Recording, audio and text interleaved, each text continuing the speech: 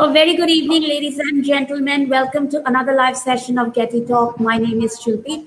I'm the relationship manager with the Global Education and Training Institute. Well, as common people, like I was discussing with my guest offline also, no matter whether we are, very well educated or those who are less educated, we avoid getting into the field of law. We avoid all kinds of circumstances where we have to get involved with the police or with the lawyers or with the court. Why is this fear in us? Because we are ignorant. When we ignore something or we do not have a knowledge of something, we are scared of it. I cannot perform a surgery because I do not have the knowledge of medical science. So therefore, I have a fear of entering that field. Similarly, if I do not have the knowledge of my constitution, of the law of India, then I will avoid such situations where I have to deal with lawyers and with the police. So here I have Ms. Jaya Sheva. She is an advocate in Saket in New Delhi, but she did not enter this field right after education. She has worked in several corporates and industries, but then when she realized the importance of knowing the law and how it can give us the confidence in making the right decision and not suffering injustice, that is when she became a lawyer, and she's been practicing from past 15 years after getting over with the corporate experiences. So welcome, Jaya, and she's going to speak about right to education. So thank you for joining in the disruptive education movement started by Dr. Sunita Gandhi. It's over to you, Jaya. Thank you so much. My most warm greetings to the audience. And I thank you for giving me this platform to address the information that I have, share my knowledge with all the people over here. And before I start, I would like to introduce myself so that you can understand whom you are talking to and whom you are watching. I am Advocate Jaya Sheva, and I'm an advocate at Saket Court. And I, as our kind host, Ms. Shilpa, shared that I have more than 15 years of experience in several corporates. And after that, I realized the importance of understanding the Indian law. Then I learned law and I became a corporate turned lawyer. And since I went through a lot of trauma of not knowing the law and I faced a lot of problems because of my ignorance, apart from practicing law, I have my own YouTube channel where, as Advocate Jaya Sheva, wherein I share whatever information and whatever knowledge is necessary for a common man to know. And I also try to put across all the information on the other social media platforms like Instagram and Facebook. My purpose of putting all these efforts together is to empower the Indian citizens and to save them from exploitation and make sure that they are able to use the privilege provided to them by the Indian Constitution in just and proper manner. And let's come to the topic, which is right to education. Before beginning this session, I would like to begin the session with a famous quote of Mr. Nelson Mandela. He said, "Education is the most powerful weapon which you can use to change the world." So how, as an Indian and in Indian law and Indian constitution, is utilizing this weapon to make our citizens, make the Indians the most powerful people in the world? Since you all know that most of the Indians are on the top, like a lot of Indians are on the top position in the world. They have acquired a good education. Our education system is really good. But how to make sure that this education is imparted to everybody equally and like everybody is able to get an access to it? So realizing the importance of this fact that everybody should have access to the education, the Constitution 86th Amendment Act 2002 inserted Article 21A in the Constitution of India. So this article provided free and compulsory education of all children in the age group of 6 to 14 years as a fundamental right. What does that mean?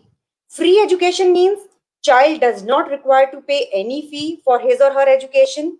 Compulsory education casts an obligation on the appropriate government and local authorities to provide and ensure admission, attendance, and completion of the elementary education by all children in the 6 to 14 age group.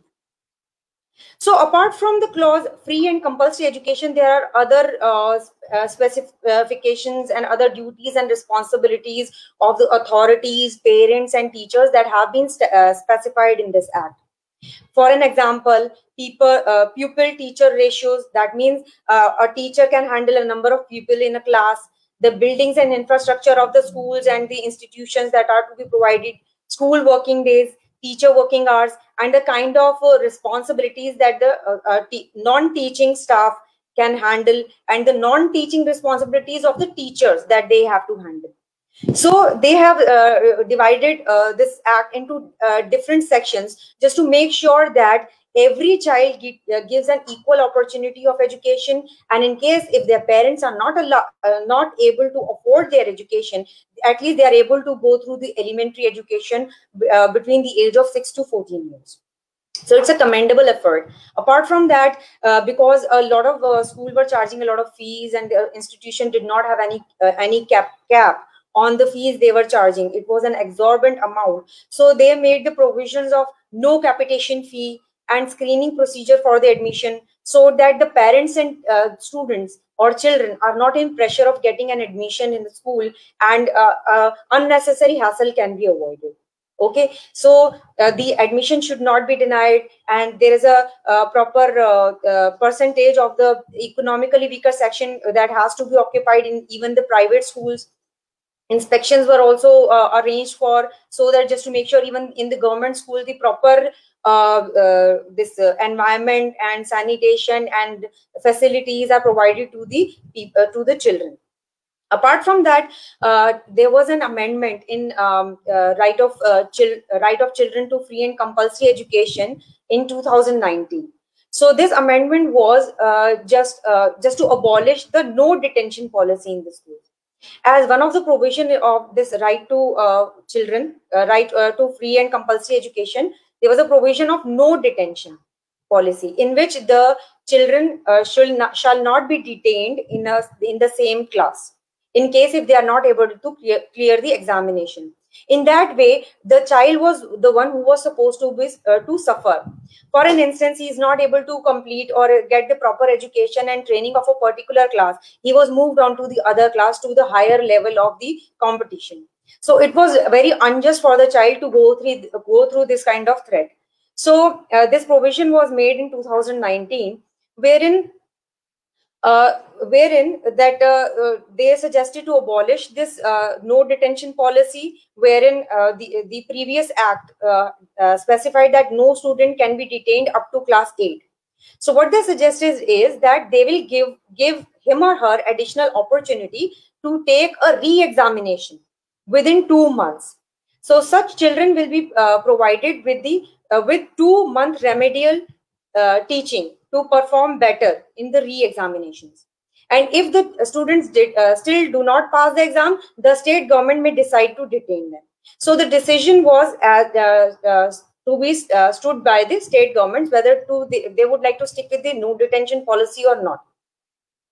So let's move on to the schemes for elementary education. So there are a lot of schemes that has been related to the right to education that has been introduced by the government, but most popular of them are Sarva Shiksha Abhiyan. So the Sarva Shiksha Abhiyan is implemented as India's main program for universalizing elementary education. Its overall goals include universal access, retention, bridging of gender and social category gaps in education, and enhancement of learning levels of the children. So since we all know that in Indian society, the girl child is taken as a level less than a boy child. Though the situation has changed a lot, but still the situation is there in the rural or the backward area of the society. Just to make sure that gapping has been covered, Sarva Shiksha Abhiyan was introduced. Moreover, the social category gaps were also there. Just to bridge in the gaps for the girl child as well as the social category gaps, this Abhiyan was introduced. And they try to enhance the learning and the education levels of the children. Midday meal was provided to encourage the lower income group families children to send them to the school. They try to encourage the children of the lower income group so that the parents could send them, so that they can be just for the sake of the food also, they can send them to the school, and in such a manner the children will get the education. So it's a win-win situation. They will also get food as well as they will get the free education. There are certain facilities which are provided to the economically weaker section, like the free uniform, free books are also provided in the government schools. So there is a lot of effort that has been put in by the government by introducing these schemes. The new education policy that I would like to move on, it was launched on 29th July 2020. So I would like to cover here the most important points of this, the key points of this new education policy 2020. First of all, they changed the pattern of the education structure. The schooling from the age of 3 years has been the new thing that has been introduced in this education policy. Initially, it was they used to start the school at 5 years of age, and the first class was the class 1. But now they have introduced the schooling from the age of 3 years. The new system will have 12 years of schooling with 3 years of Anganwadi and preschooling also. So the Anganwadi and preschooling has also been provided by the government. The new education structure is 5 plus 3 plus 3 plus 4. So the new system will cover 4 stages. So foundational stage. So the first 3 years of the education will be called as foundational stage. So which will be included in Anganwadi or preschool, followed by class 1 and 2. The second stage is preparatory stage. So that is covered between class 3 to 5. Third stage is the middle stage, classes 6 to 8. Fourth stage is the secondary stage, classes 9 to 12. So since they will be dividing the education structure into stages, it will be easier for the children to cope up with that, and the school authorities can also divide and concentrate on the growth and the education of the children in a systematic manner. So one more important key point is no rigid separation between science, arts and commerce. So student can opt subject across the streams. All subjects will be offered at 2 levels of proficiency. So since prior to this, it was a rigid education system regarding the stream of the arts, science and commerce, wherein there were fixed subjects that a person was supposed to get in case if he is getting into a particular stream. So this has been removed and it has been made more flexible. Internship and vocational education will start from class 6. So it will also include informal internship. So it will be easier for the children to go ahead and get into the vocational area and start working even after the schooling, and it will give them an access to the exposure, and they will have an experience and practical training before going into the world for work. Then board exam will also will be low stakes. That means prior to this new education policy, the board exams were really a threat and a stress for children as well as parents. So in order to lower down its stress on the children as well as parents, the children are given, the board exam can be taken into 2 attempts. So the board exams are aimed to encourage holistic development and to test core capacities and competencies. So student will be allowed to take board exams on up to 2 occasions during any given school year. 1 main examination and 1 for improvement if the child desires to do so. Student will take school examinations in class 3, 5 and 8, which will be conducted by appropriate authority. So the examination authority has also been summed up. So like it will be easier to deal with the examination of the children, and it will be common point wherein the common way of checking the examination. So it will be easier for the children to go through the pattern and cope up with the examinations. And if you are going through a degree or undergrad or a diploma course, and if you get a break because of XYZ reason, so you will get credits and you can continue from the duration wherein you dropped, and then from then onwards you can continue, and then you can claim the certificate, degree, or anything that you are eligible for. So FYUP program returns. So the new policy introduces undergraduate degree of either 3 or 4 years duration. Mid-term dropouts will be given credit with option to complete the degree after a break. So it will be easier for the children to continue their studies, and if because of any reason they have a break in their studies, it will be easier for them to complete their examination. It will be relaxation on their efforts, the money they spend, the time they spend. So it's a really good effort on the government's part in order to help the children. So like before you ask any questions, or before I come to the question answer section, I'd like to also share the online learning sources that government has started. First is Diksha.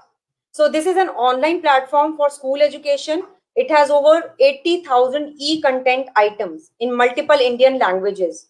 So since everybody knows that COVID-19 pandemic is there, and it is very difficult for the children who do not have any sources moreover the physical teaching has been stopped and private schools are imparting online education, and for the children who do not have any sources or very limited sources, so the government have created all these platforms for them to learn as much as they like.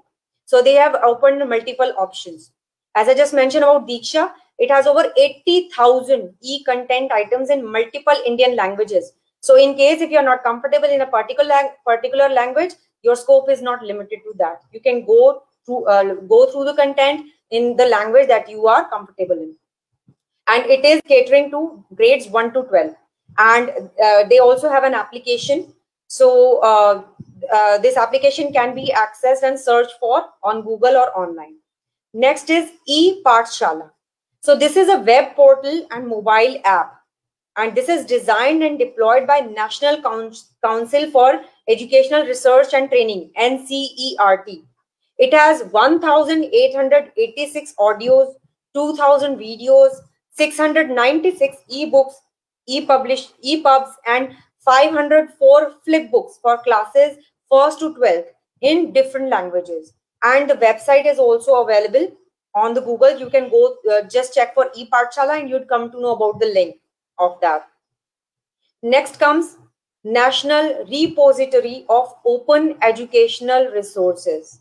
So this is a portal equipped with best quality informational content on diverse topics in multiple languages. A total of 14,527 files, including 401 collections, 2,779 documents, 1,345 interactive, 1,664 audios, several images, and thousands of videos. So please go through it and enjoy your facilities that has been provided to you by the government. Swayam, I hope you know about the Swayam. That is the national online education platform hosting 1,900 courses covering both school and higher education. School covers, that means 9th to 12th, and higher education is both undergrads and postgrads in all subjects, including engineering, humanities and social sciences, law and management courses. So hunt for the information that you want, go through it and enjoy the knowledge as much as you like. Next is Swayam Prabha. This Swayam Prabha is the access that has been provided by the government to the people who do not have an access to the internet. They can go, turn on the TV, and it has 32 DTH TV channels transmitting educational contents on 24/7 basis. Today even I saw the Swayam Prabha channels. I enjoyed their teaching, even if I'm not that small, but I like the way they tell the stories, they interact with each other, very polished teaching and very trained teachers. So these channels are available for viewing all across the country using DD free dish, set-top box and antenna. Even on private D2H operators, this is available. So if you have any questions, you can ask me any questions on my YouTube channel about these or any information that I have shared with you. And you can ask me any questions right now also. And you can access my YouTube channel, Advocate Jaya Sheva, in case if you want to watch more informational videos like this. So please, on to Ms. Shilpi. Thank you so much, Jaya. And so I wanted to ask you, what are the rights of a child? Do we have something like a rights of a child in the classroom, within the classroom, how the teachers treat him, or how, according to his learning skills, does even a child have a right, or only the education system gives it to the teacher or to the parent? Okay, very good question, Ms. Shilpi. If you you would be glad to know that there is a special commission for the protection of child rights, National Commission for Protection of Child Rights, that has been established in India, and the main purpose of that this commission is just to protect the child rights in India. Okay, so its function is just to protect them from the harassment, no matter what, for physical, mental. Even if they are facing a harassment in the school, for an instance, they are not getting proper attention, they are getting demotivated, bashing, physical torture, something, they can access, like there's a child helpline that they have provided, 1098. You can call them and you can access them, discuss with them what kind of problems you are facing, and they are there to help you. Okay, and as you just talked about the child rights, I'd like to tell you there is a list of child rights that has been provided by the government to the children, like protection of children against sexual offenses, and the right to education is also one of the child's right. It's not a parent's or the school's right, it's a child's right. So they have a right against violence, as I just mentioned, the physical or mental violence. So in case if you're facing any kind of issue, you just have to access that one number and you'd be getting all the solution. For an instance, if child is not able to pay the fees and they are getting harassed by the school that we will not provide you with this kind of thing, this kind of facility, this thing, that thing, you just have to dial that number and the child will get all the facilities. If the child is facing torture from the family members, he can call that on his own, call that number and get relief. The people will come over to their home and try to take care of the child, shift him to the home, the child care home, or wherever is safe for child. Try to counsel with them, provide them with the child friendly environment. So a lot has been done by government for the child rights. And as I just mentioned, on my YouTube channel also, there is a specific video in detail for child rights. So you can go through it and enjoy. So when you talk about these numbers, 1098 and all, how prompt are they? They are acting 24/7. Even during the COVID situation, there were a lot of complaints that were launched. Lakhs of the children called and they got the relief also. Okay. So they are quite prompt. You can call them right now also and then you'd got a prompt answer. I know that. Okay, that's good. So thank you, Jaya. Thank you for being here and making us all aware, and not only us, but the children also.